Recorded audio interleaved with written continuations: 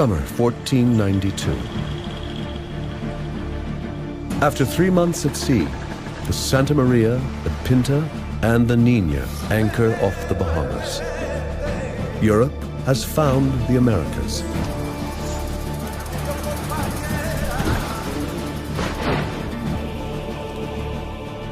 Next comes conquest and colonization by settlers who remake America in their image.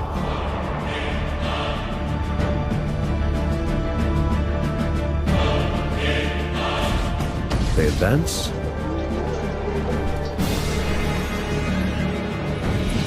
and destroy. But there is another story about the animals and plants they bring here.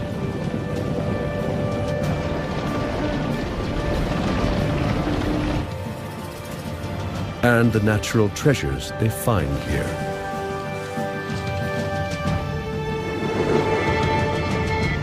And how the Americas are completely transformed. It all began 500 years ago.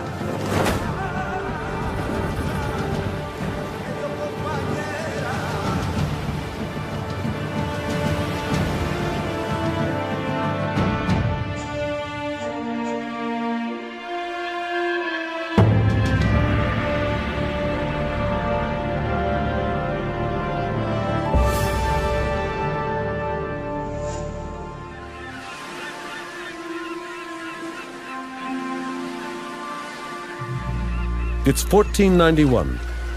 A year from now, Christopher Columbus will set foot on this quiet beach. What's here before he arrives is a world of unbelievable natural wealth.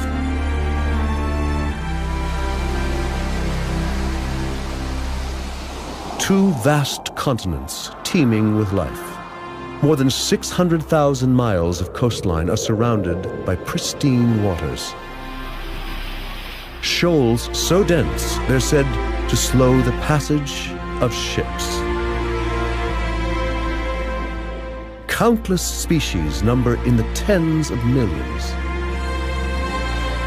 Inland from the Atlantic shores, great forests stretch in every direction. This new world is a land of stark contrasts.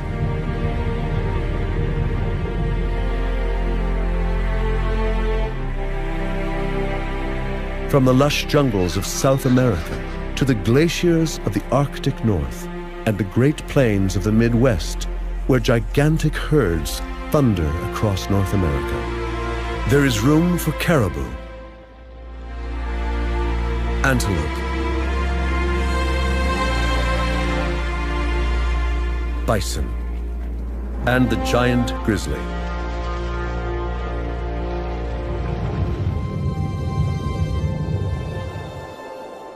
In the sky above, flocks of birds nearly block out the sun as millions of pigeons, ducks, and geese cover the horizon.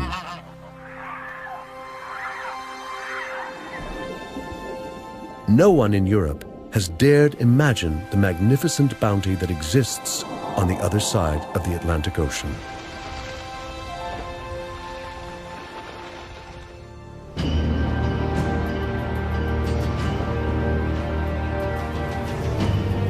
In 1491, Christopher Columbus stands on the coast of Spain, looking west. He dreams of leading an expedition to find a new trade route to Asia. Success will mean glory and riches for himself and the Spanish monarchy.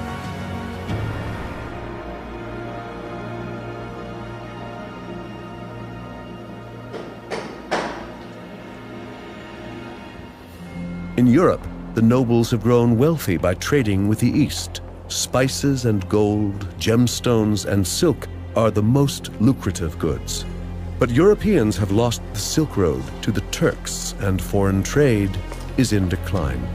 The wealth of kings is in danger. Isabella, Queen of Spain, is desperate to find new routes to India, and she has a plan. Isabella is the most powerful woman in Europe, a continent of expanding horizons filled with competitive and inventive souls. For 500 years, they have been building castles, palaces, and centers of trade. Kings and popes have raised armies to fight each other and their enemies on Europe's borders. Nowhere else are rivalries so intense, gold fevers so widespread, religious fervor and business expertise as tightly wound as in Europe in 1491. Ideas are moving forward. Curiosity and the thirst for power pushes Europe's limits.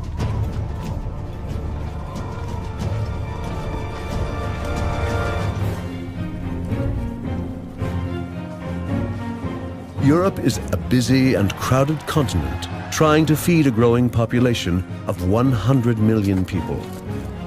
Natural resources are already exploited as land becomes scarce and overworked. Most of the peasants are farmers, working land that belongs to someone else, owned by the nobles or the church. Their main diet is bread and porridge, both made from harvesting grains. They plant rye or wheat in winter, oats or barley in the spring. And every third year, the field lies fallow to regenerate.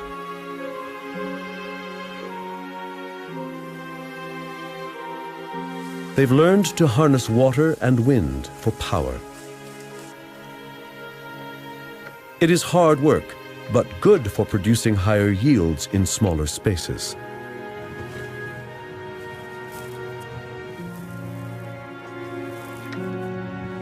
This agricultural revolution allows the European population to grow.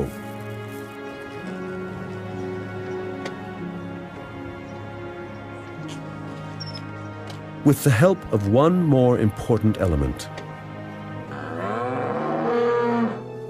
domesticated animals.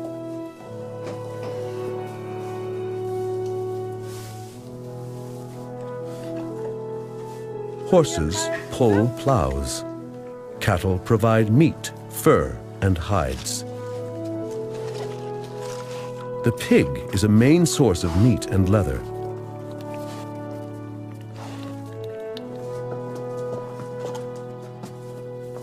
And so too are sheep.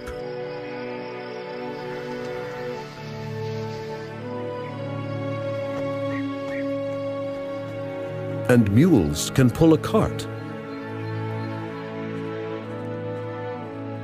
Cows also give them milk, butter, and cheese.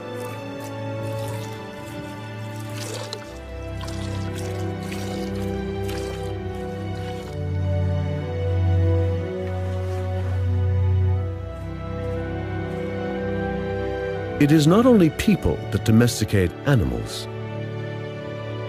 The big five: horses, cattle, goats, pigs, and sheep domesticate the European landscape. They contribute to Europe's overcrowded conditions. In 1491, the Americas, too, are a crowded and prosperous place, but in a very different way.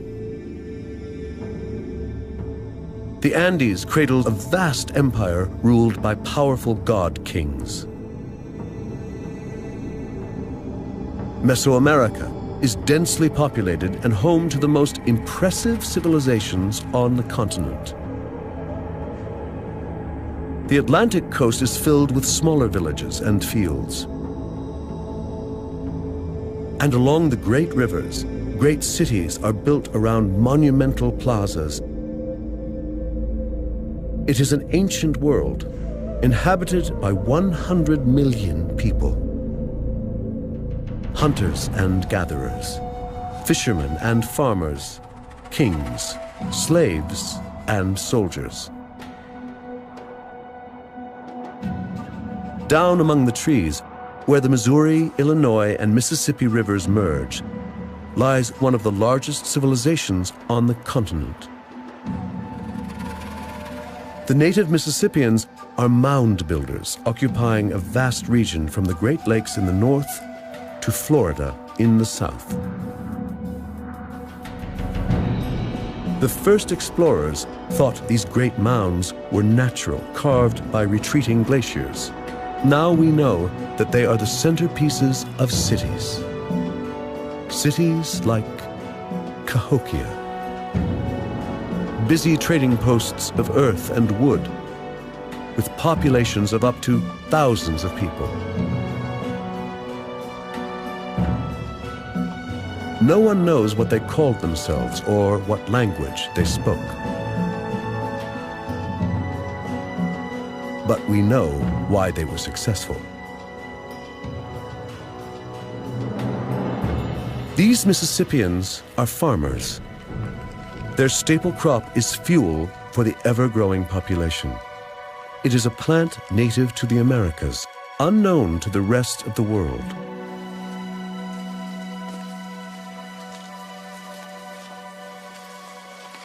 But corn is not a blessing from nature or a gift of the gods. This crop is the outcome of man's first feat of genetic engineering.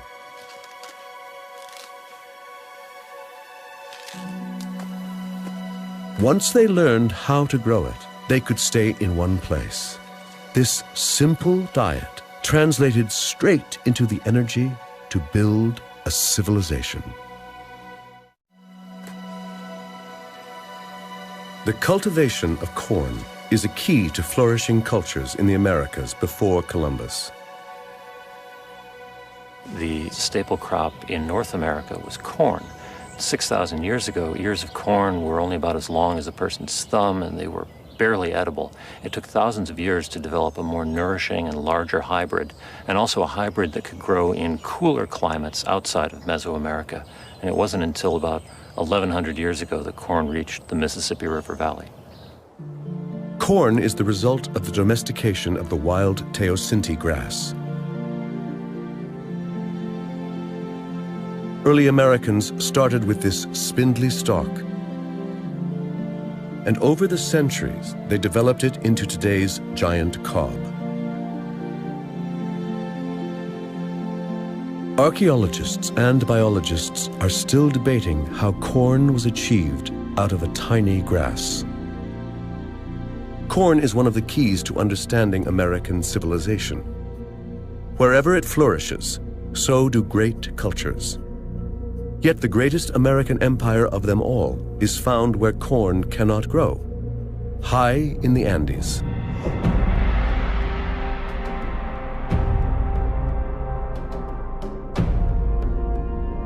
The Inca Empire stretches nearly 2,500 miles down the west coast of South America. Inca build palaces, storehouses, and castles in the tall mountains.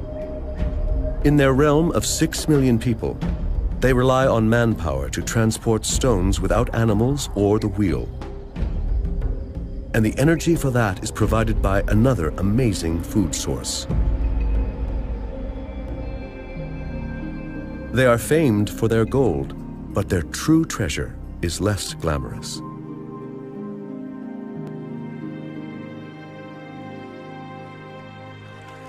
A tuber native to the Americas and unknown in Europe. Cultivated here some 8,000 years ago in the region around Lake Titicaca, in today's Peru and Bolivia, 12,500 feet up. What is now a staple food in Europe was an American invention.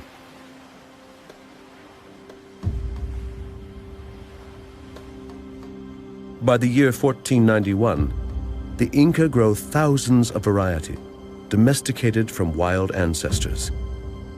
Some poisonous, some even carnivorous.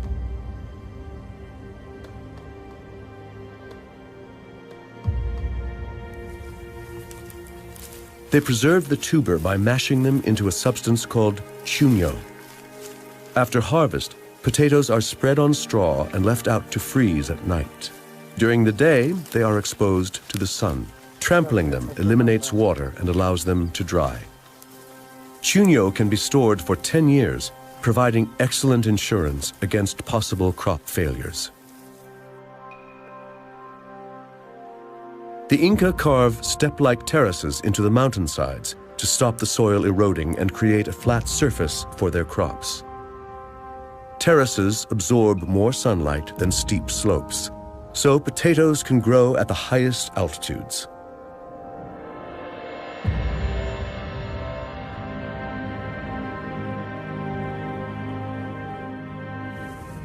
And all this is achieved by manpower alone, using wooden tools.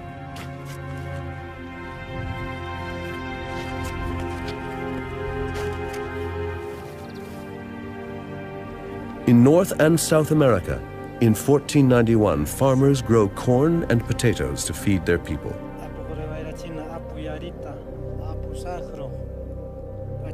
They have none of the domesticated animals that benefit Europe. For Inca farmers in the Andes, their chief source of meat and transporting goods is the llama. This is the biggest domestic mammal in the Americas. The llamas also offer dung for the soil and hides for clothes. But they can't milk or ride them, and the animals can't pull a plow. So they are no good for farming or for travel.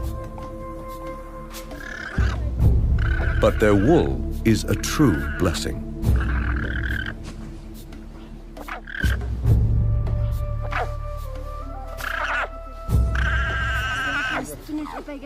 It is warmer and lighter than sheep's wool, and produces a greater yield.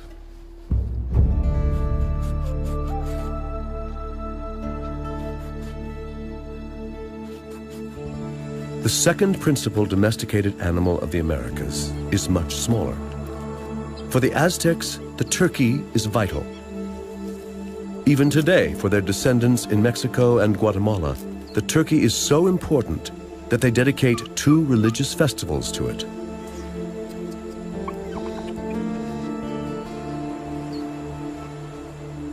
Native Americans have such few domesticated animals because the biggest native mammals in the Americas died out long ago.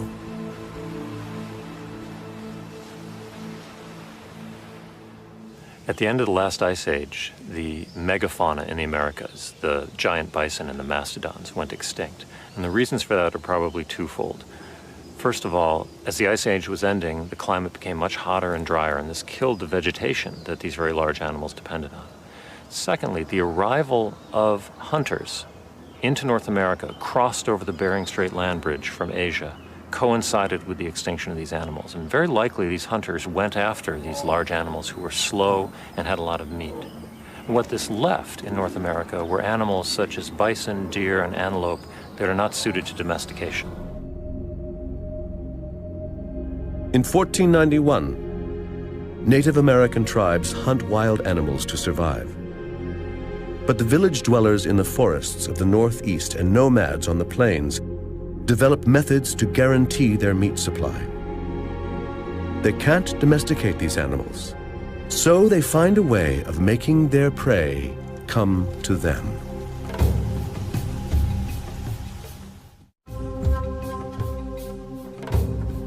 In the years before Columbus, Native Americans noticed that grass grows better after being burned by lightning strikes. So they start to burn the prairies and plains themselves. Many tribes use this technique, including the Sioux, Cheyenne, Comanche, Shoshone, and the Blackfeet.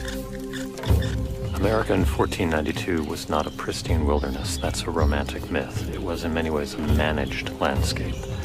Natives regularly burned the forests and the prairie in order to attract game. Not only does burning create lush grassland, it keeps the forest open and makes hunting easier.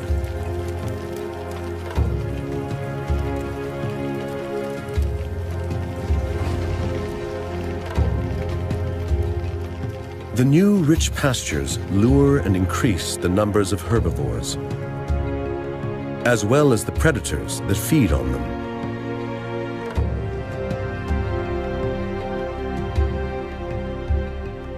They domesticate the land in order to attract wild animals. Nomadic Central Plain Indians are able to lure the biggest mammals in the Americas. The bison. Wherever they roam, bison are the main source of food and clothing, and of tools made from their bones.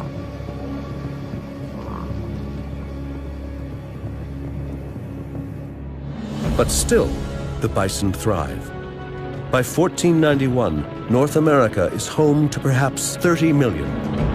They reign on the prairies from Montana to Texas, pushed east by Native Americans along a path of fire, opening up the forest into virgin land.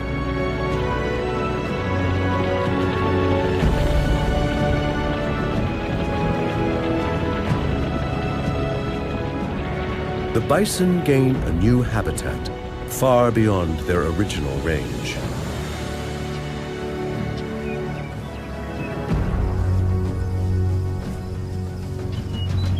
Native Americans have no guns or horses. They hunt on foot.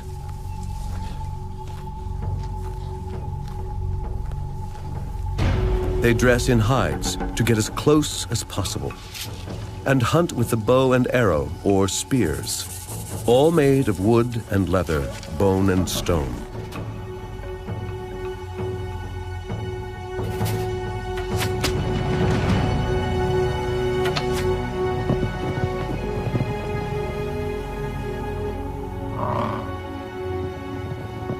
Hunting the bison is essential for their survival.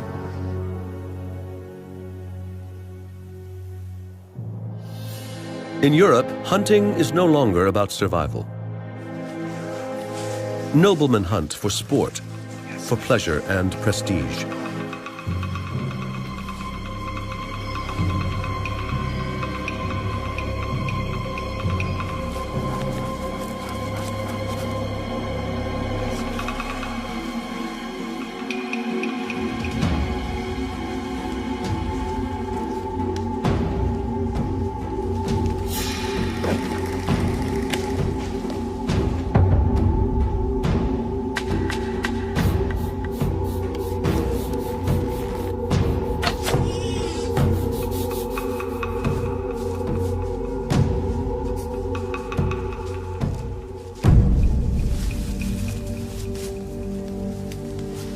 And only the nobles are allowed to hunt.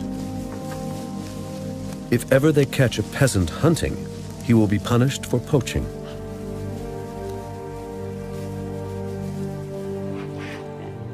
Unlike in America, there's no room here for an abundance of wildlife, for endless herds.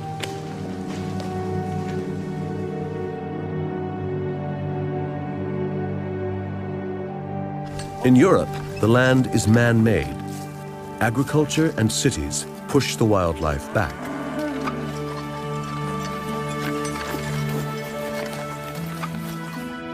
Untamed land is now a rarity. But they have one other major food source. Fish have long been cheap and abundant for every social class in Europe.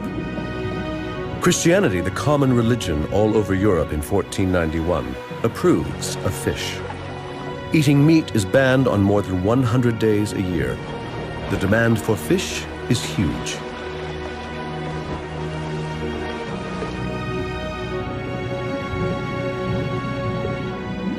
But intensive agriculture is damaging the fish supplies.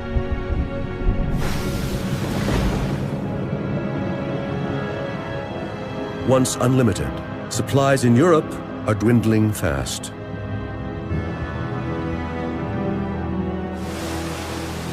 What happened to the fish stocks in Europe?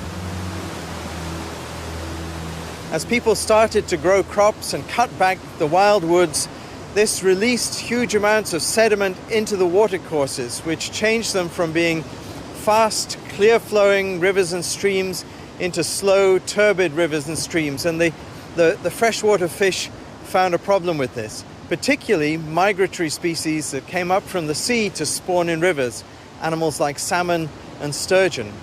There was another factor which also cut down the supplies of these migratory fish, and that was that people started to build dams along rivers, and when that happened, the migration runs were blocked and the populations declined.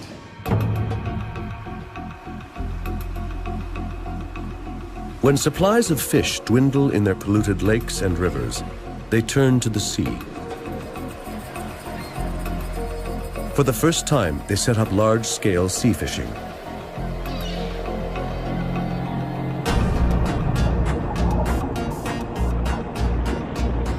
They find abundance on a scale never seen before.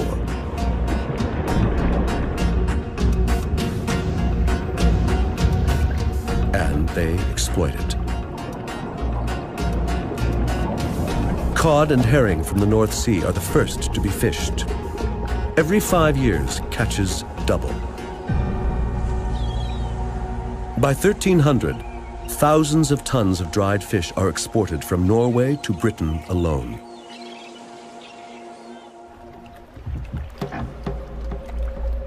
But this is 1491.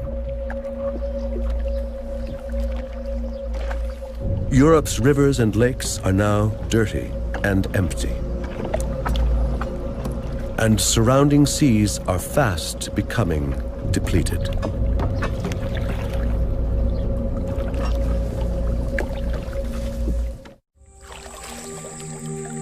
In the Americas before Columbus, fishing is not an industry.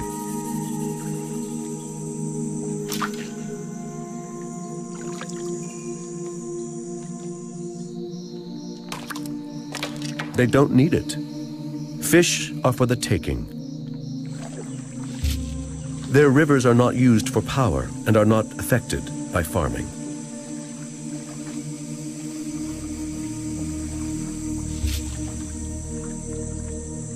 Native Americans transport their fish far away from the coasts and waterways. Into the interior, high up into the mountains. The Inca, high in the Andes, enjoy fish from the Pacific. The Mississippians trade with communities as far away as the Great Lakes to the north and the Gulf Coast to the south. They even eat fish and seafood from the Atlantic. Here, too, there is space for abundance. The waters teem with fish and with whales, dolphins, and manatees.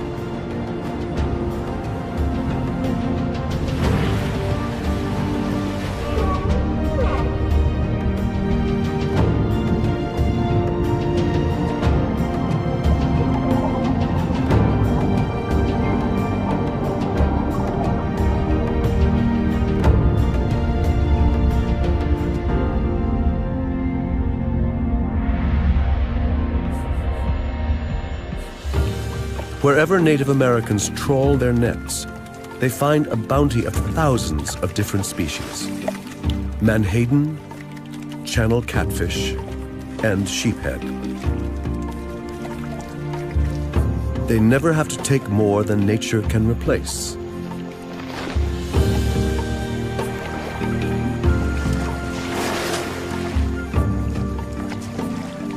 North and South America appear to be a primitive, untamed paradise.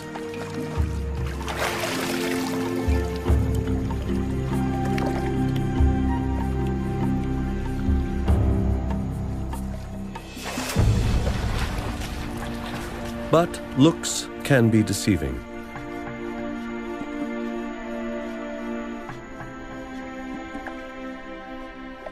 The greatest numbers of freshwater fish live in the Amazon, the largest river in the Americas, and the most voluminous in the world. To our eyes, the Amazon rainforest is an almost untouched Garden of Eden. But it was once a very different place than what we know today. When the jungle was cleared in the 20th century for agricultural purposes, people found the remains of a sophisticated civilization that once managed this landscape. In 1491, this area is home to thousands of people.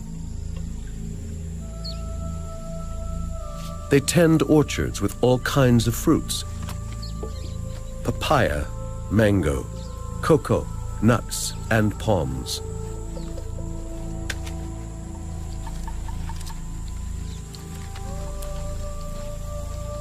They speak many different languages and live in many different social systems.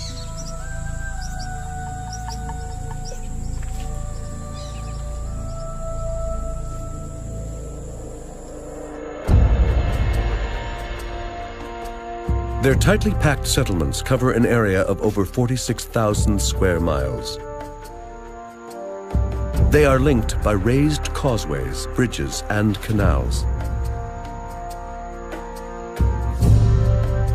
Much of this is natural savanna created by annual flooding.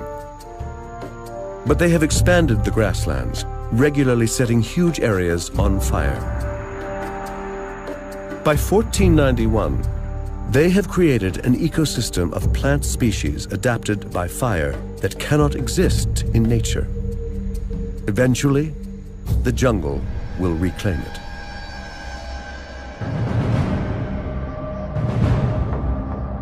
Further north, in what is now New Mexico, another grand civilization has already come and gone. It flourished in a place that today looks like no humans could ever have lived there. The Chaco Canyon. There is almost no vegetation, no water, and no animals to be seen. And it was already like this in 1491.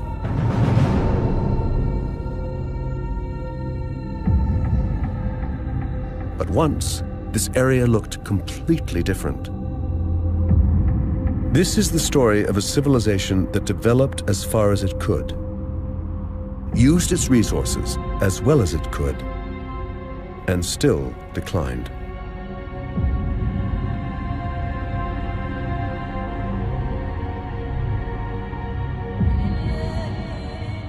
Chaco Canyon was once covered with lush vegetation and forests of pine and juniper. The fertile area was home to the Anasazi.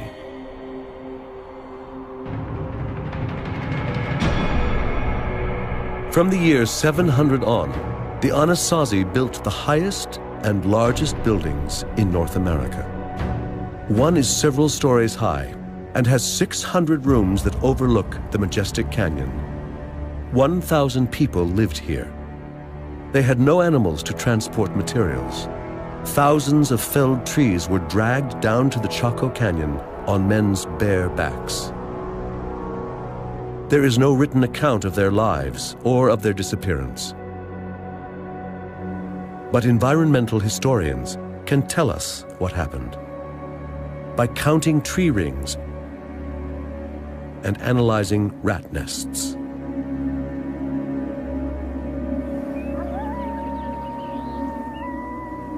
Nathan English of the University of Arizona spends much time in the canyon looking for traces of the ancient nests.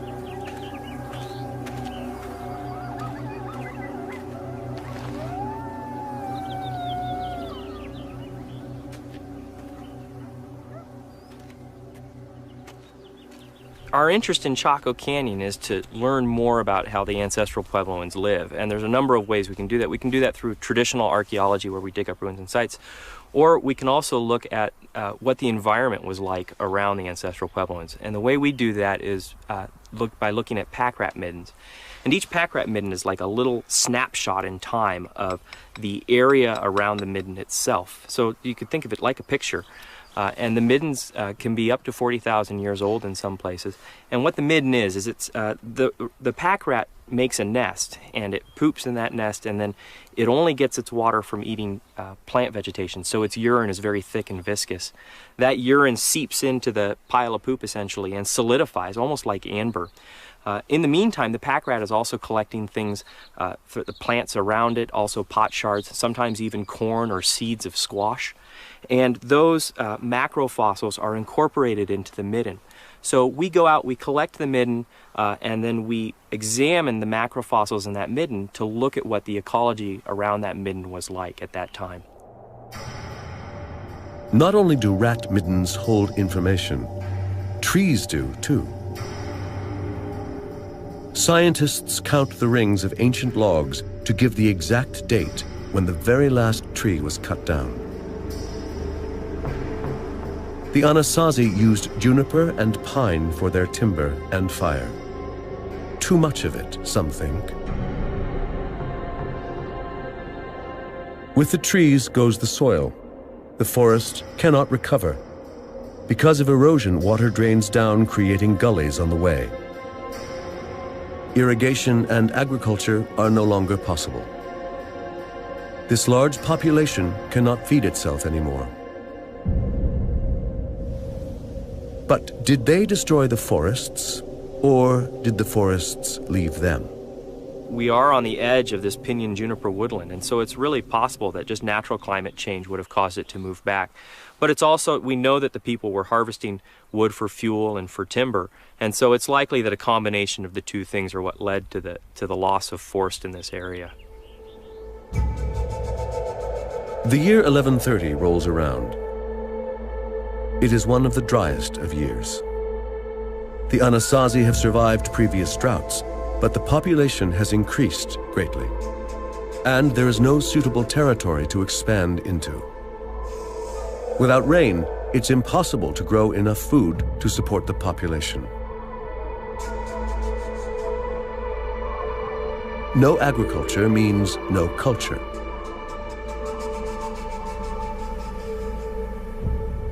The Chaco Canyon is abandoned.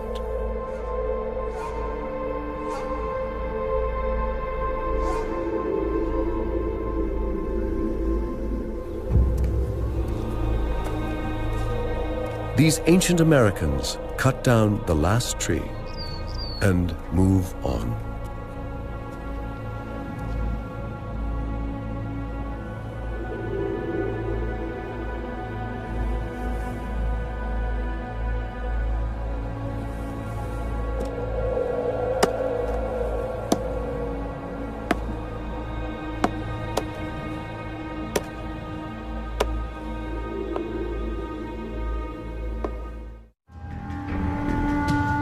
Over in Europe in 1491, they are cutting down the forests rapidly.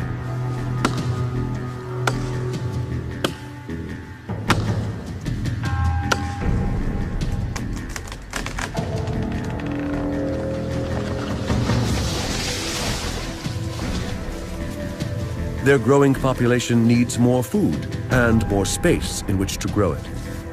And they badly need the wood.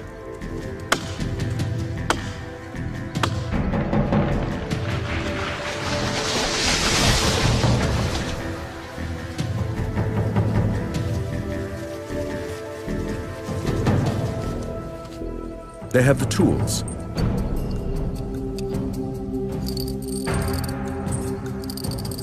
They have the means to transport it. And they have the energy.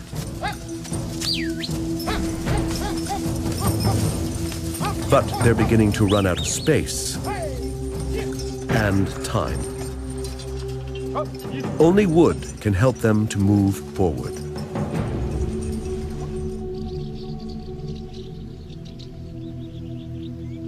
The Middle Ages were the era of wood. You find it wherever you look. Wood was the most important material for building, for making tools and furniture, and for burning. It was the only fuel. There was hardly any coal. It is an era of competition, and wars use up forests too. Whole armies are equipped with bows made from yew wood. The yew tree is almost exterminated in Europe. Armies need iron weapons, and smelting ovens burn day and night.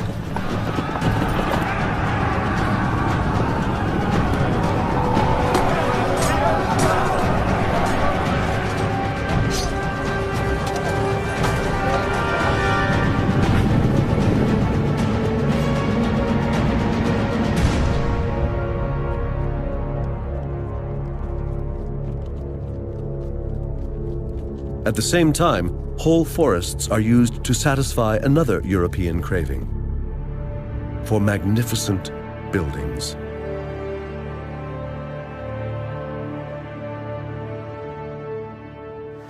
The cathedrals in the cities are made of stone, yet they require millions of logs for their bases and frames.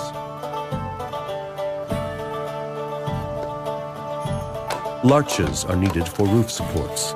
Solid logs of oak, alder, and elm are sunk into the ground to create foundations. Wood is indispensable for pillars and ceilings, posts and roof panels, axe handles and cartwheels.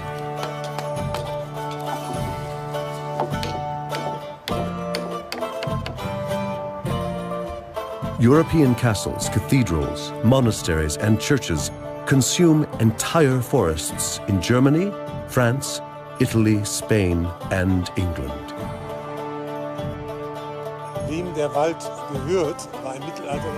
No wonder that all the great social and economic struggles in the Middle Ages are fought in the forests, around the forests, and about the forests.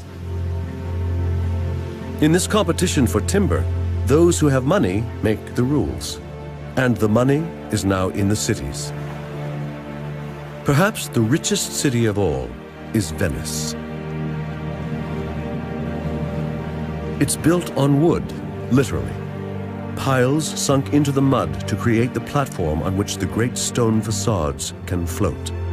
But behind all this is commerce and a great maritime republic.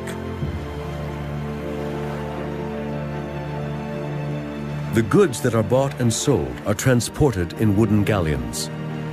Venice has denuded the forests all around them to build its fleet.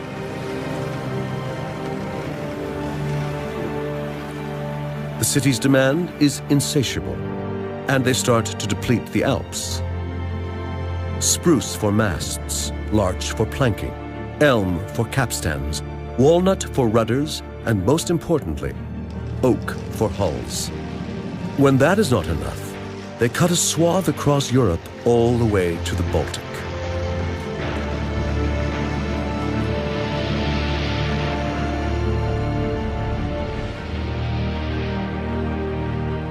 The Europeans have exploited their natural resources, leaving a continent where there are few fish in their rivers and less timber in their forests. Their towns are crowded with people, and they don't know what to do with them.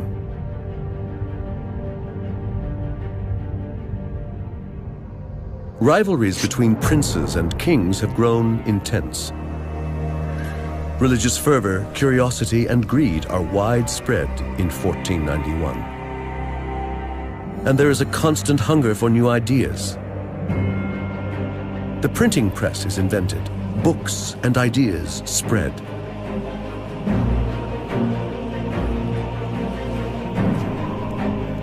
But where do they go from here?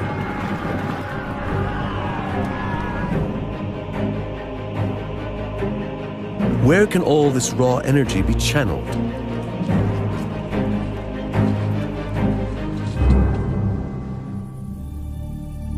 This is the time when European kings and queens send explorers beyond the horizon to expand and enhance their power. Some explorers go around Africa to find the sea route to India. One has the vision to sail west to arrive in the east.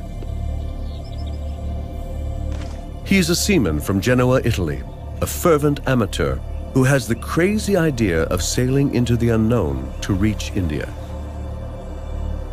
Christopher Columbus has spent 5 years trying to gain royal support to finance his voyage.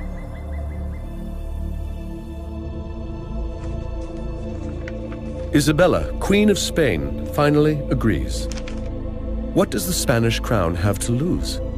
It doesn't cost much to finance 3 ships. Spain has so much to gain from a shortcut to India: treasures, trade, and land.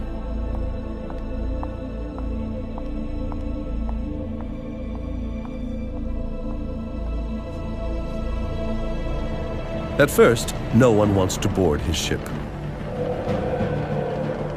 finally, he drags together a motley crew of 87 men. Many are illiterates, petty criminals, even murderers, who choose probable death at sea in preference to the gallows.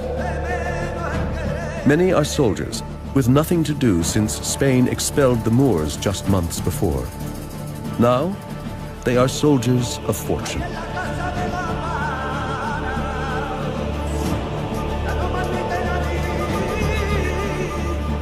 With his band of desperados, Christopher Columbus sets sail from the port of Seville. It is the summer of 1492. He promises the Queen that his expedition will be a success. And in a matter of weeks, he will change the course of history.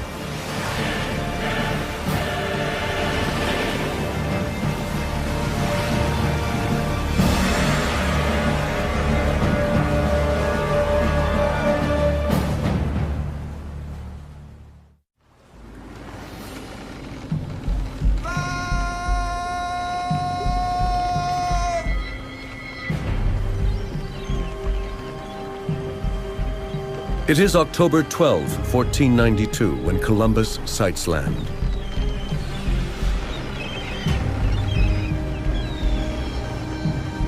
I saw neither sheep nor goats nor any other beast.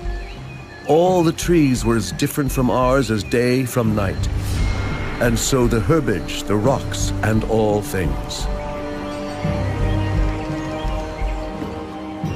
3 Spanish ships sail west for 3 months in search of India.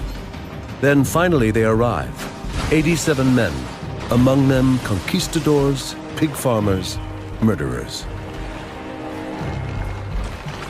But this is not Asia. It is an island in the Caribbean. They have no idea that they have come to a new world.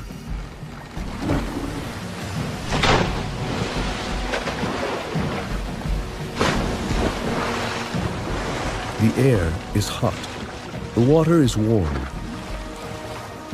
They have survived the voyage and have found land for the Spanish crown and in the name of God. They are exhausted, tired, but thankful.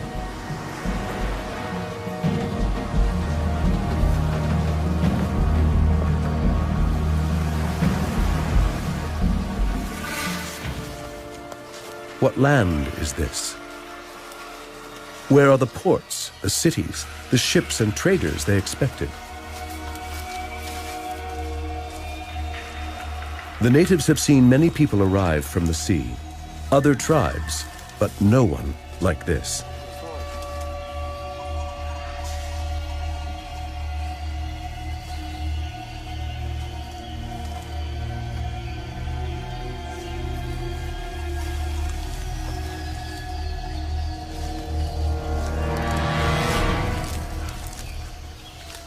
Sintak wa alok, suku analok pura, hagape alok uci.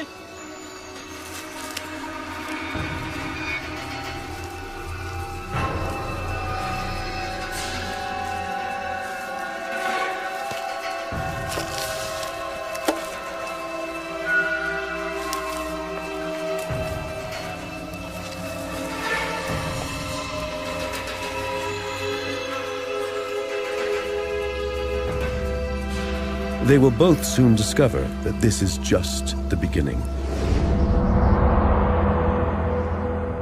Columbus and his men stay for 3 months in the Bahamas and have no idea that they're on the edge of 2 great continents, about 10 times bigger than Europe.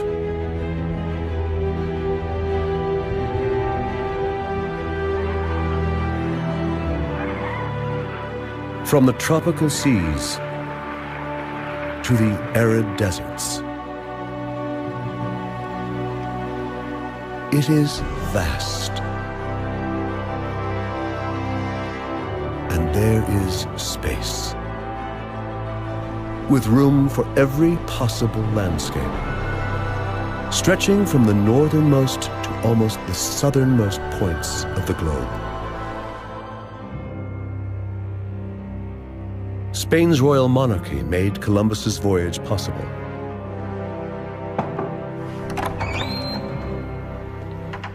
It is 1493, and they've waited eagerly for 7 months to learn of his discoveries.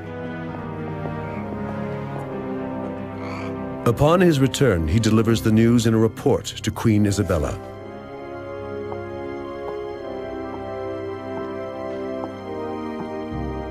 In a few pages, Columbus describes the paradise he has found in her name.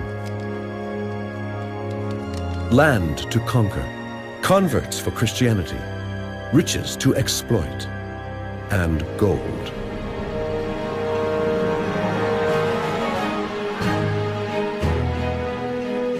In Europe, no news stays local for long. Traders, armies, and pilgrims carry news across the continent in weeks. Columbus's letter is translated, copied, and becomes a bestseller. Now many Europeans are aching for their share of the treasures. A few months later, in Spain, men are moving towards the ports of the Atlantic and the Mediterranean.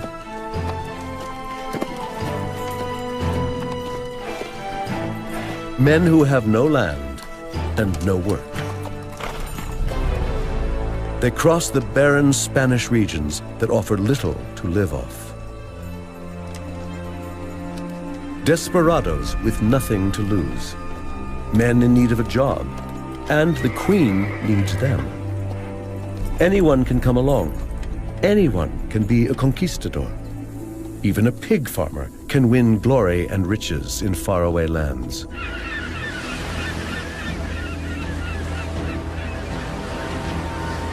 In 1493, 17 ships arrive in the New World on an island in the Caribbean Sea, carrying 1,200 Spaniards. Columbus's second voyage begins a stampede of Spanish exploration and conquest. Some will go south, some to the Andes, some along the Mississippi. It is the conquest of the Americas.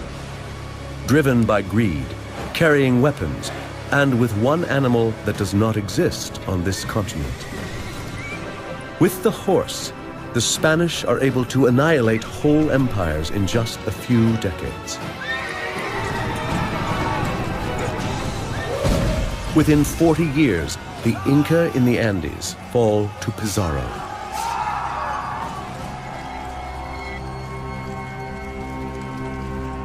And the Aztecs in Central America to Cortez.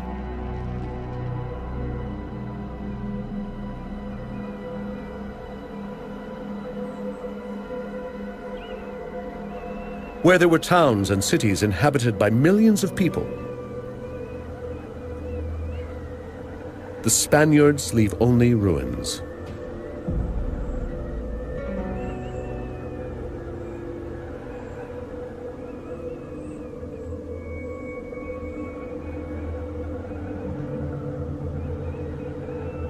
And no one to manage the land.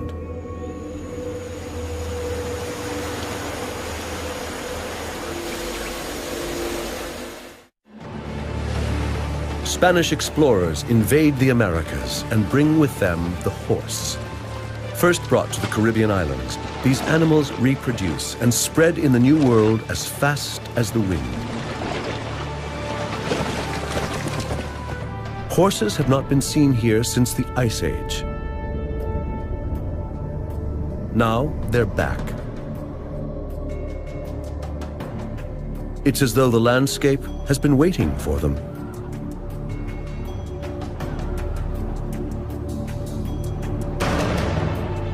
Once ashore, a few horses run wild. A new breed evolves, which soon takes over North America. The Mustang.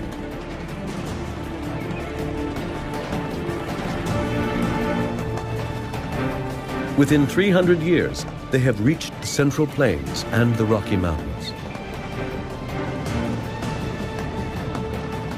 At the end of the 18th century, the Mustang makes it as far as Canada.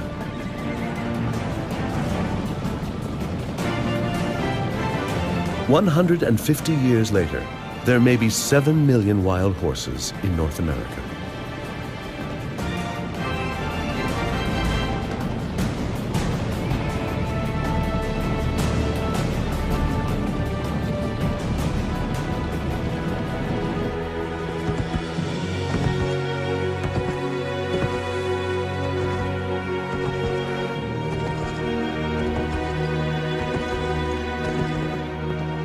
For the nomadic tribes like the Blackfoot, Cheyenne, Sioux, and Comanche in the Central Plains, these wild horses are a blessing.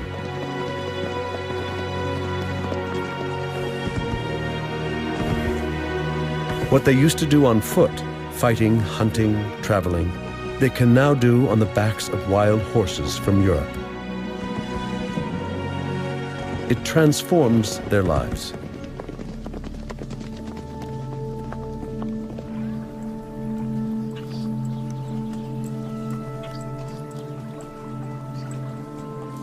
This old world animal becomes a symbol of their native culture.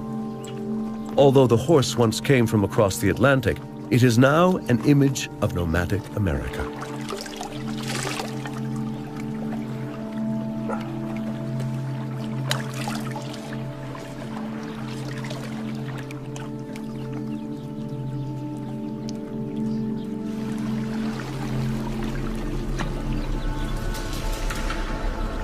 As soon as the conquistadors have conquered South and Central America, one of them heads north.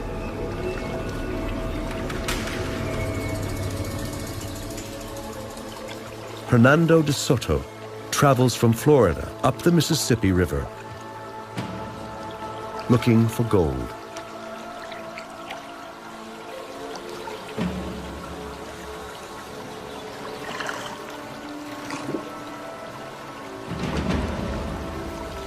The Spaniards leave death in their wake, and something else they bring along to keep them alive.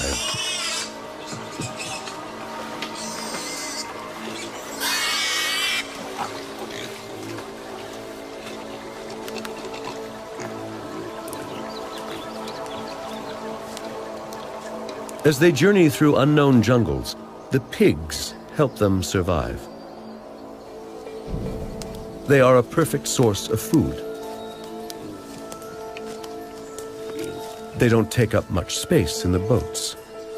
They look after themselves, and they eat everything they can in this new continent.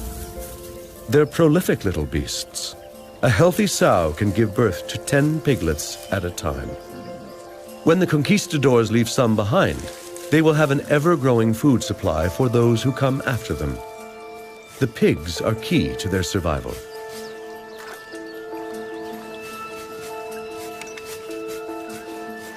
But to Native Americans, they're a curse.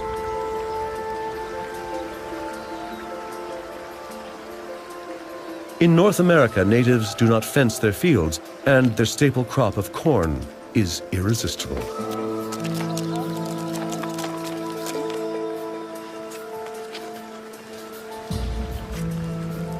There is no evidence that Native Americans know how to fight this plague of pigs.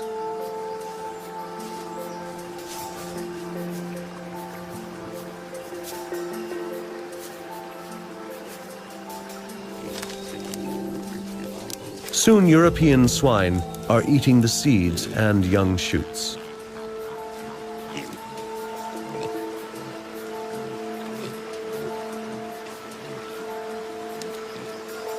Only a few generations after running wild, the animal becomes very different from the typical farm pig. It grows tusks and gets bigger and aggressive. What began with a few pigs becomes a daily nightmare for the Native Americans.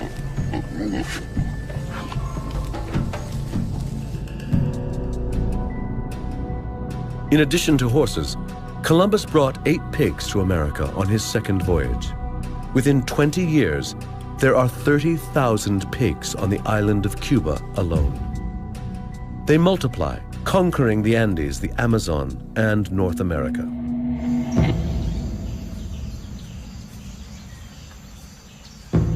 But the Spaniard, his horse, and his pig would never have been so successful in the conquest of the New World without a hidden passenger.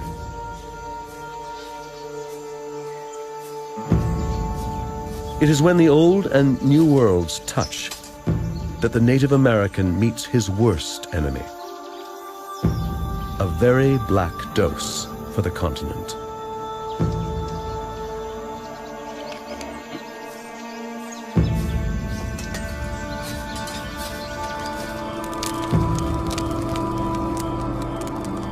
A Spanish missionary reports, an epidemic broke out, a sickness of pustules.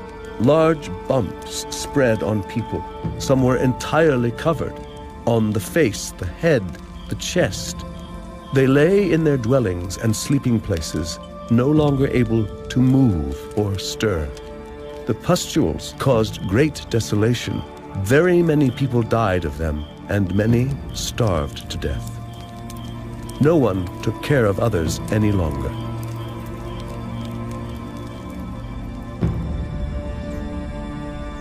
Deadly diseases contaminate both continents of the Americas.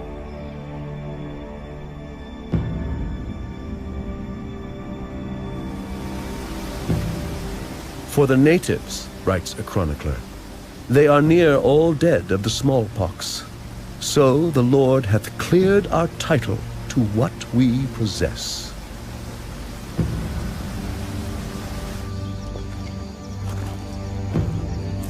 To this day, scientists are still working to identify these diseases, to trace their paths, and count the dead.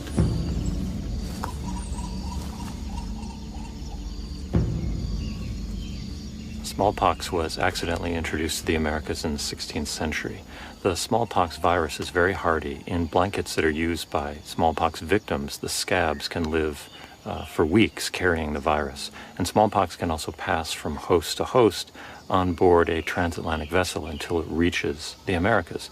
And of course, once smallpox reached the Americas, it was introduced to millions of new hosts, human hosts, who had no acquired immunities to these diseases.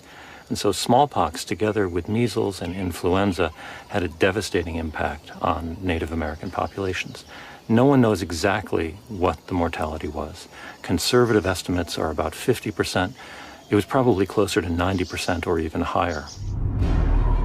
Through trade between native peoples, diseases spread through the whole continent. Many natives die of foreign diseases without ever seeing a European. Microbes move faster than the conquistadors who brought them. Some 50 years after Columbus first sets foot in the Americas, conquistadors and explorers find neither towns nor people. No one stands in their way. Most of the people are dead, and nature reclaims the land. Everything that they now find is pure wilderness, a Garden of Eden without humans.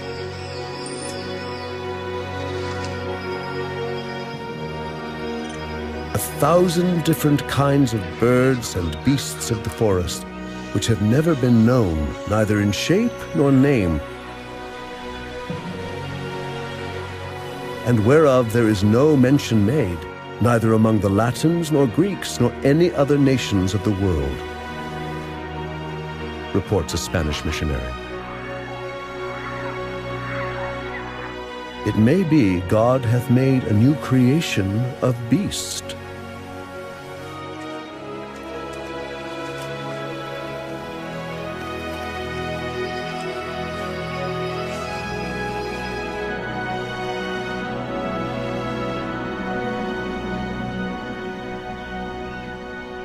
Explorers send exotic plants and animals, evidence of God's second creation, on the ships back to Spain.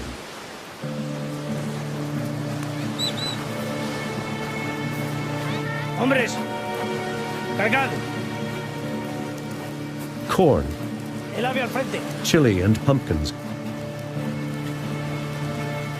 Domesticated in the New World, unknown in Europe. Tomatoes and potatoes.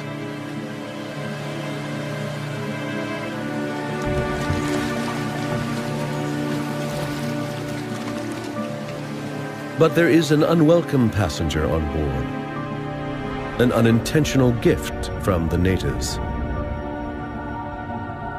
It will lead to death in Europe. It will spread in the brothels, in the ports and cities of the Old World. It will be painful. It drives its victims mad. And it can take a long, long time to kill. This is the French pox, or the Spanish sickness. Syphilis.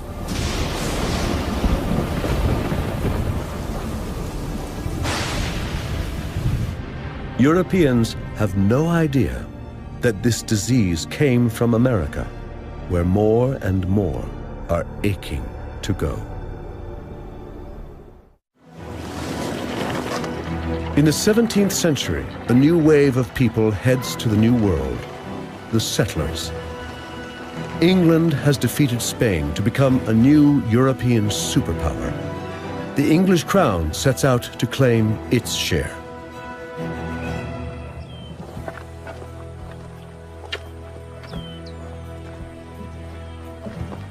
In 1607, the British start a colony on the east coast of North America, in what is now Virginia.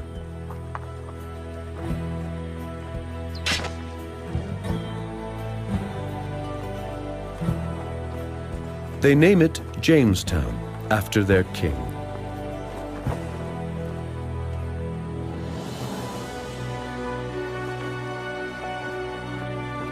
This will become their new world. Their job is to make money for the British trading companies that sent them here. The land they seize seems to be the right place to exploit. Forests and rivers, coasts and lakes owned by no one. But not all Native Americans succumb to European diseases. And this land is neither empty nor uninhabited. It is the land of the Powhatan. More than 14,000 people living in small communities. Around 200 villages on the coast and along rivers, in large houses surrounded by cleared forests and mixed fields of squash, beans, and corn. These are farmers and hunters.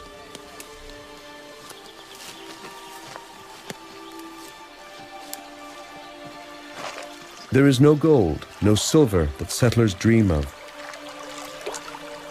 Just the land and its people.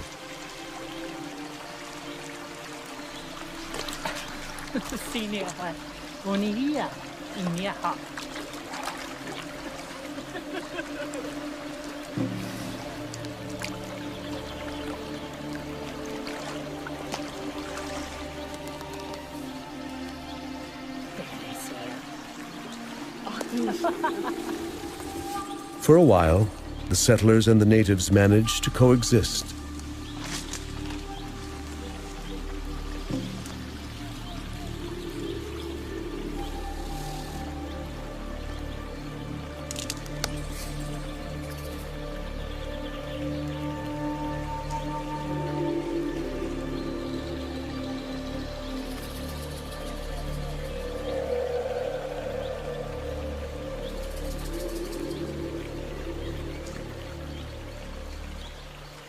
This land is rich with resources that Europe lacks.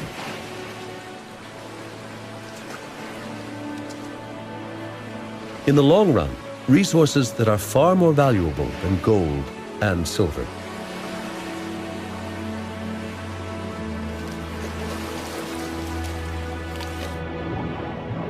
And there's more than enough for everyone.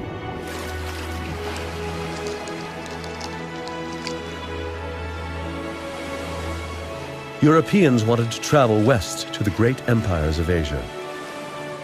Instead, the new world they find amazes them with its natural abundance.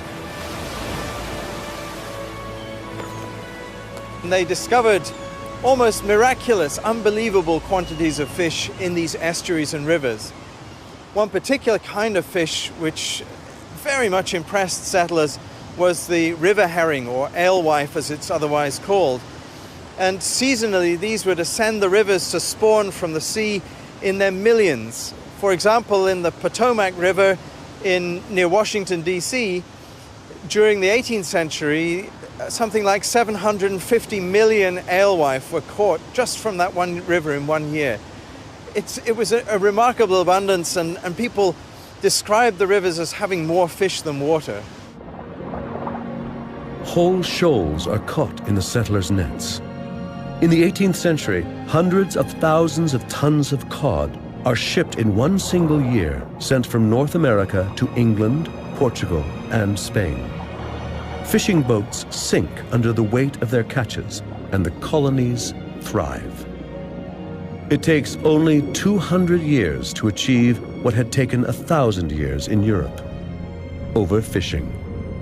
Fishing tends to remove the biggest, oldest individuals from a population, and by doing this, it changes the selective pressures on the population so that fish begin to grow more slowly. They reach reproductive maturity at a smaller size and earlier in life. And these things all reduce the productivity of a population.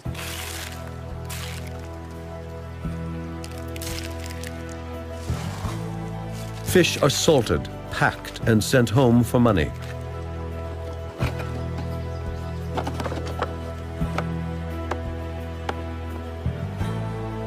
Along with them, the settlers send another resource that the Old World is desperate for: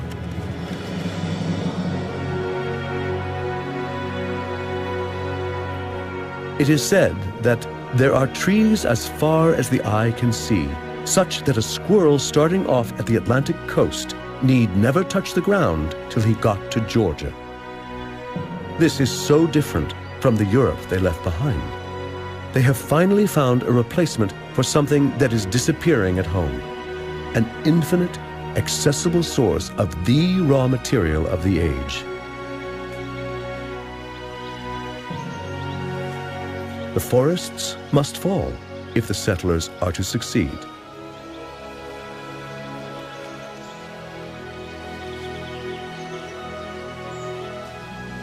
From now on, the trees are doomed. When the first settlers arrived in the New World, they found forests like they had never seen in Europe. Endless forests with huge trees. Penetrating into the heart of the land was also a war against the forest. The axe became the Yankee emblem. At the same time, forests were the great resource the land had to offer. You could make plenty of money exporting timber. In Europe, wood had become expensive, and so the greatest forest destruction in history now took place.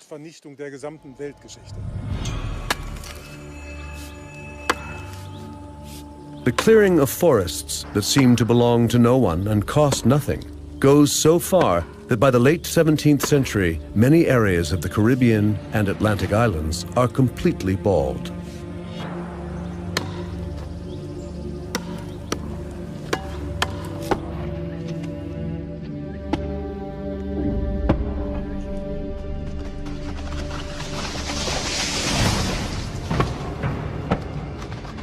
An incredible amount of wood is really squandered in this country for fuel. Day and night all winter, for nearly half a year in all rooms, a fire is kept going, observes a European traveler. Wood consumption in the forests of New England, just like in Europe, is out of control. For fuel, for building, and to clear agricultural land. The resources in this vast continent seem to be inexhaustible. But in time, fish stocks will dwindle in the Americas too. They create this new world in the image of the one they left.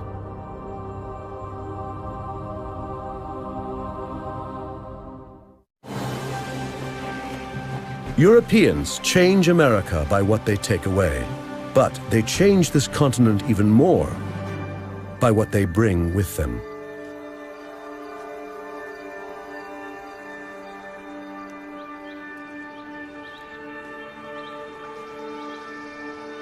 They come in search of their own land, something almost impossible to find in Europe. They come in search of religious freedom, in search of a better life. They believe they are responsible for their own success and happiness. For the first time, women settlers come too, and they bring a whole way of life with them.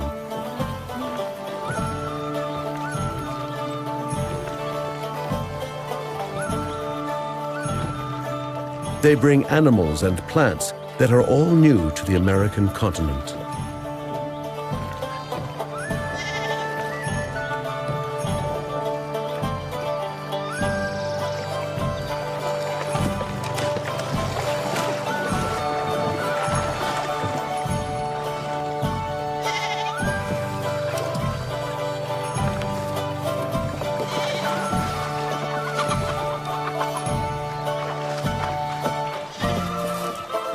Livestock and grains from Europe will transform the New World and make it a true New England.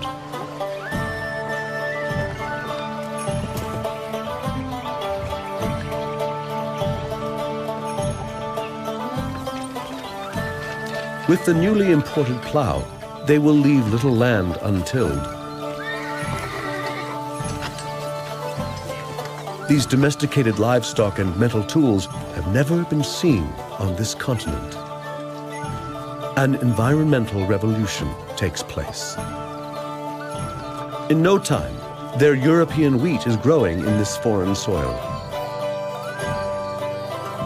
Wheat, barley, oats, and rye are brought to America. But in the process, some less welcome guests hitch a ride.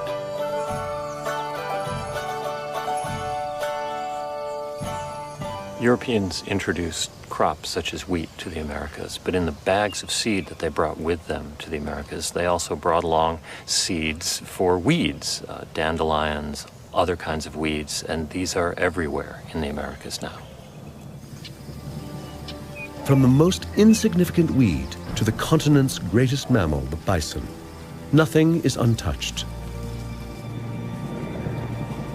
America's native flora and fauna is forever changed.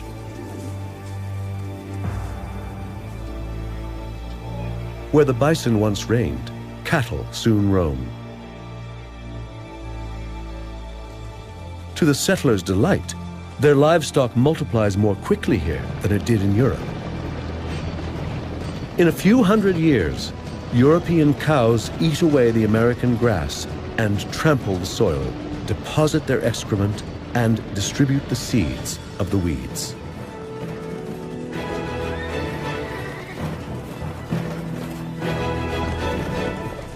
The invasion of European insects and animals changes the American landscape forever.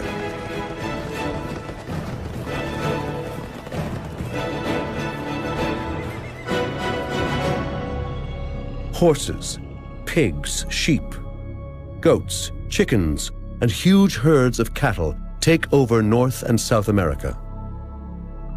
The cattle alone doubles in numbers every 15 months and feed the settlers. The New World settlers defend themselves inside sturdy forts. But there are no shortages of any kind. Meat has become one of the cheapest foods in the Americas. They are the best fed people in the world.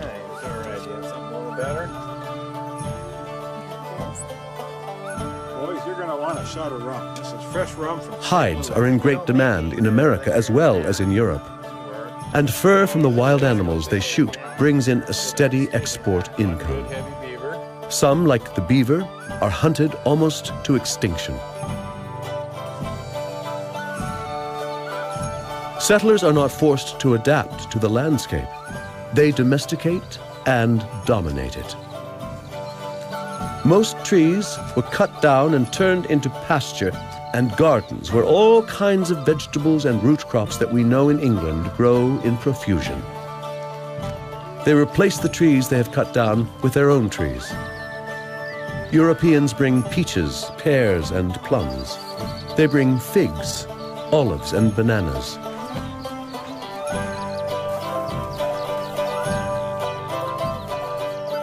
and their trees flourish.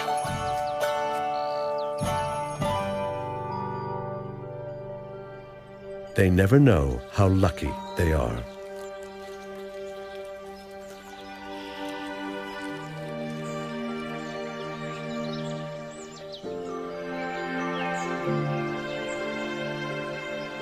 Because the settlers also bring bees with them for their honey.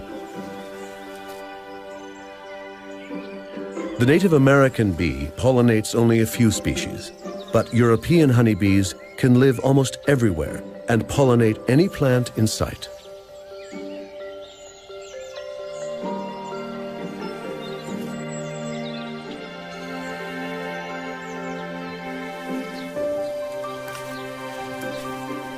Gardens turn into plantations for consumption at home and abroad. Apples thrive and become a major industry in North America, eventually yielding a harvest of 5 million tons a year, all beginning with European seedlings.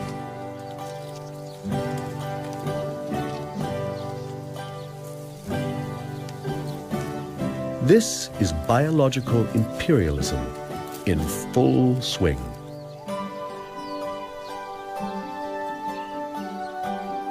Europe's fruits and vegetables conquer the New World.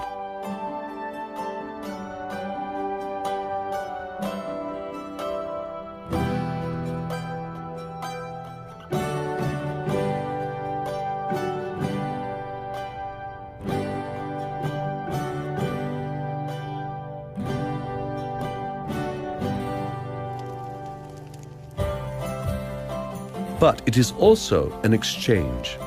It is the Columbian exchange. European kitchens may not see native meat from America, bison or llama, but New World vegetables make a big impact.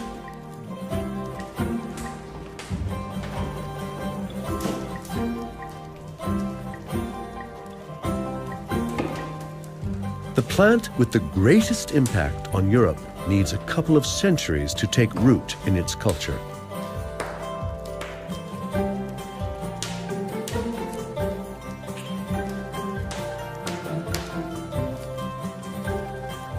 This tuber is insipid and mealy. It cannot be classed among the agreeable foodstuffs, but it furnishes abundant and rather wholesome nutrition to men who are content to be nourished. It is justly regarded as flatulent, but what are winds to the vigorous organs of peasants and laborers? Wrote Diderot in his encyclopedia in the 18th century.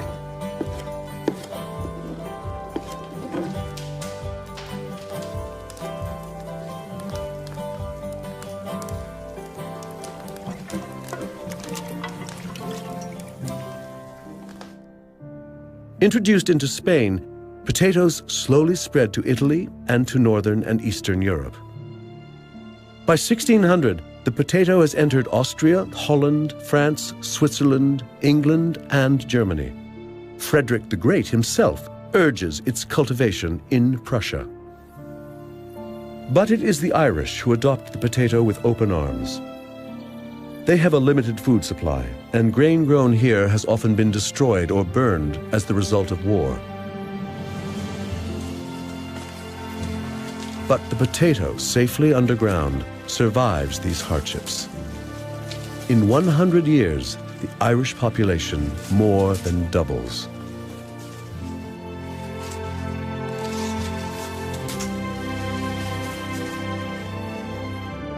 And towns like Berlin grow into great cities.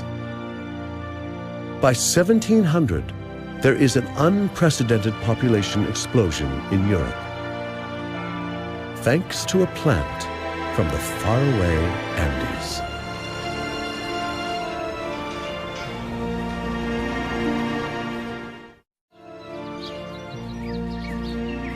Only one domestic animal from the New World sets foot in Europe: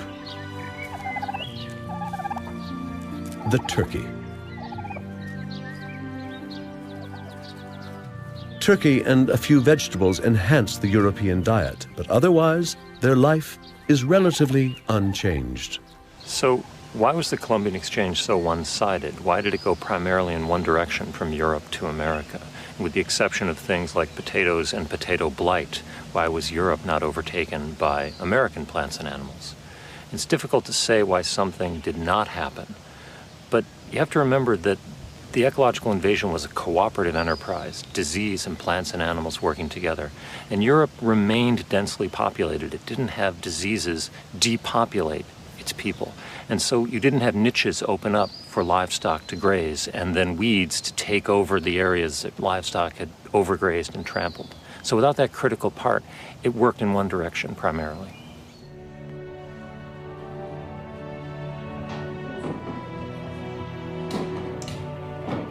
The European elite want more than just turkeys and potatoes from the New World.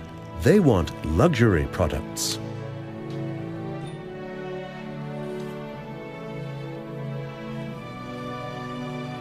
Sugar and tobacco meet the requirements of the upper class.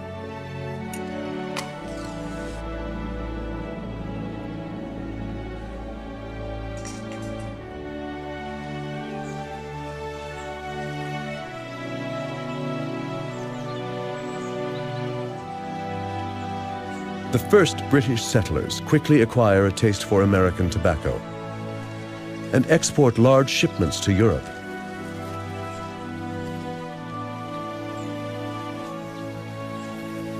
To satisfy such high demand, settlers build immense plantations.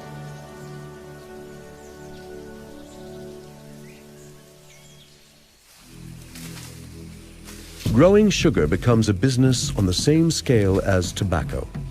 The new monocultures cover entire landscapes.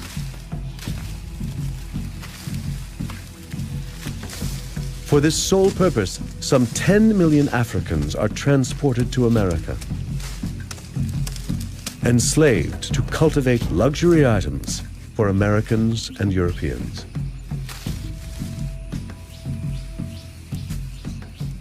Because of the rapid depopulation of the Americas owing to disease, Europeans faced a shortage of labor in their effort to exploit the resources of the New World, particularly to exploit the soil.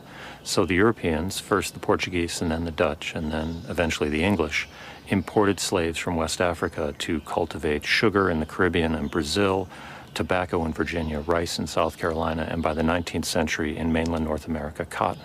It's no exaggeration to say that these cash commodities produced by slave labor were essential to the export economies of the Americas. By the 18th century, the metamorphosis of much of America is complete.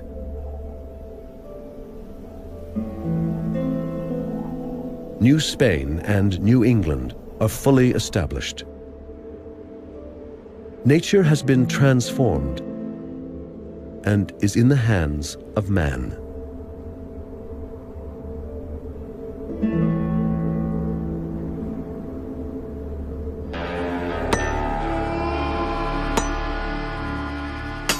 Now pioneers are heading west.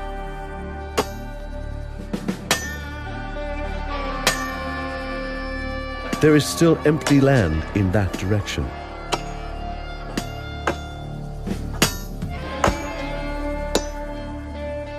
They will complete what was begun in the East.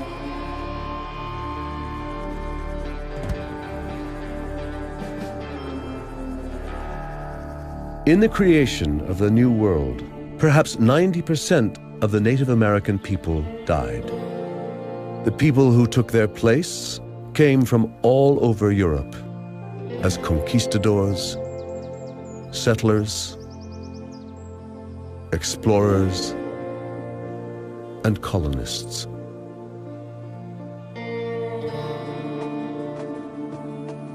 And they came from Africa as slaves.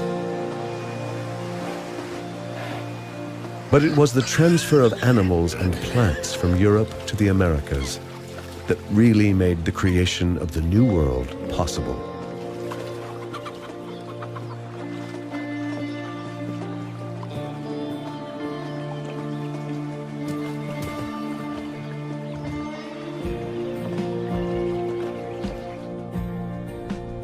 In today's chrome and steel cities, we sometimes seem so cut off from nature that it may be difficult to believe the Columbian exchange ever happened. But in the final analysis, the skyscrapers and the melting pot of the races owe their existence not only to humans, but also to the natural world.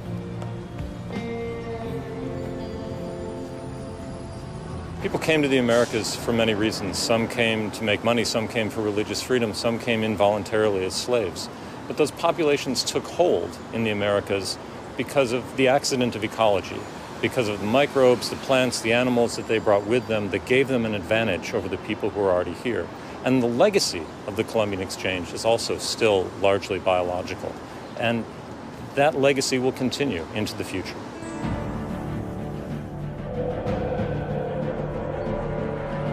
It all began 500 years ago. Columbus had a vision. And 3 ships set out in a quest for India and found the New World.